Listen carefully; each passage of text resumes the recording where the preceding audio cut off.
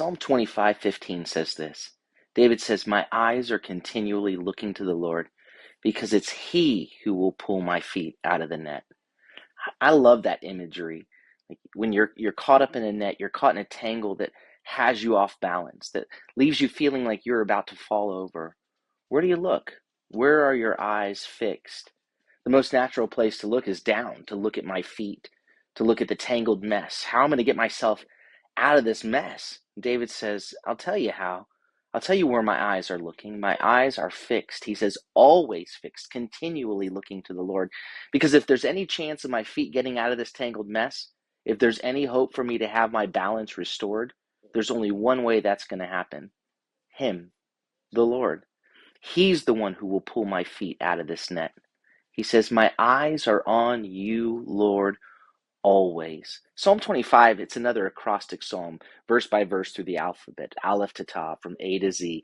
It's one of those core psalms that kind of drive you into the core message of living a life with a heart fixed on the Lord through all the ups and downs.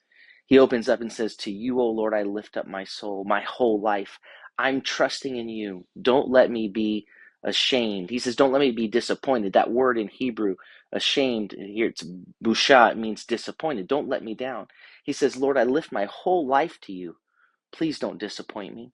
And then in verse 3, he declares it. He says, actually, those who wait on you, those who hope in you, will not be disappointed. He says, I know you won't disappoint me.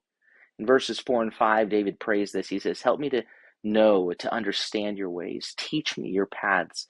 Guide me in your truth and teach me. And when he says guide me, it means march ahead of me. I'm following your lead. Right? Those who hope, who wait on you, Lord, who follow you, won't be disappointed. Even when it seems that waiting is lasting longer than I expected. Sometimes it feels like you're following the Lord, that he's the lead car in a caravan. And it feels like one of those times when you're in traffic, when the lane, your lane is the one that isn't moving and every other lane on the highway is just flying by. Have you ever been there? Why is everyone else flying by and my lane isn't budging? And everything in you is tempted to look in your rearview mirror for an opening to change lanes. Stop looking elsewhere. Keep your eyes fixed on who you're following. Those who wait on him will not be disappointed. Emphatically, David declares, he says, I'm going to wait on you because you are the God of my rescue, of my salvation.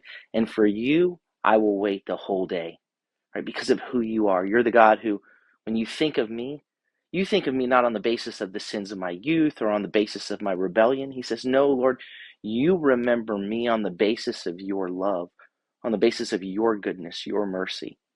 You are the God who redirects wanderers onto the right path of life. All of your ways, all of them are loving and true. So why would I look elsewhere? I'm not looking down at my tangled feet. I'm not looking at the deception of the lanes flying by me. I'm staying in your lane, Lord. My eyes are fixed on you. So today, call out to the Lord. Lord, my eyes are fixed on you. Help me not to be fixated on the things that are around me, on that which comes against me, on the areas where I feel trapped or where I can't see my way out, Lord. But help me, Lord, to look to you, to wait on you. Unto you, O Lord, do I lift up my soul, because you are good, and your mercy, your love endures forever.